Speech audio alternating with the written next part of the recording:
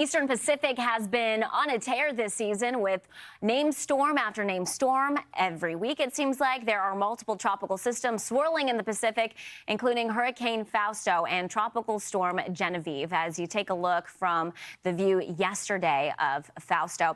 So here's the latest updates coming in. This is the 5 a.m. advisory. So the maximum sustained winds on Fausto have gradually continued to weaken this weekend, and that's what was expected. So this storm, it peaked on Friday as a Category 2 storm, and now you can see as of this morning, Category 1. There's some drier air that's getting entrained within the system. So the eastern portion of this storm, you're not seeing as much convective activity. And here's the thing, as this continues to make its way off to the west, it has picked up a little bit forward motion, but there is going to be this environment that's working against this storm in forms of intensity. You can look at the low-level wind shear. It's going to be strong enough to continue to tear this thing apart, as well as some dry air that will continue to get worked in, especially at the mid-levels there. But as we look forward at things, the warmer waters are not going to be as apparent because that helped to strengthen this thing, but now it continues to move over sea surface temperatures where the water temperatures aren't necessarily conducive to continue to strengthen this storm.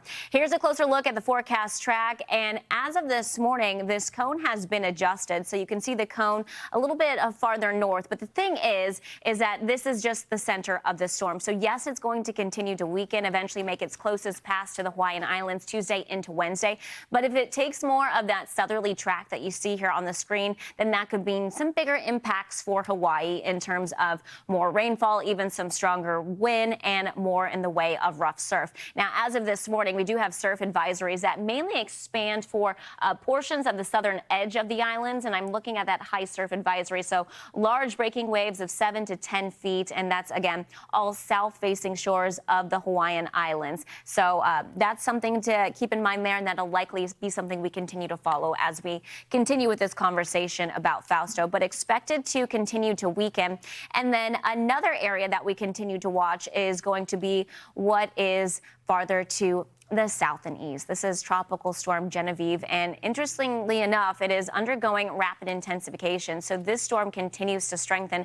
But the bit of good news here is that that same ridge that we're tracking across the country for driving these record high temperatures, that's going to continue to steer the storm more to the west and northwest. So this is not going to be any impact to land, but noteworthy of a talker because of the conditions it's going to continue to encounter with not only warm sea surface temperatures and not a whole lot of wind shear, but then you also look at the depth of the water beneath the surface, and there's a whole lot of warmth for this thing to work with. This could become our first major hurricane of the season, eventually strengthening into potentially a Category 4 storm earlier this week. Current conditions put it as a Category 1 with maximum sustained winds at 90 miles per hour. Still moving fairly quickly at 17 miles per hour.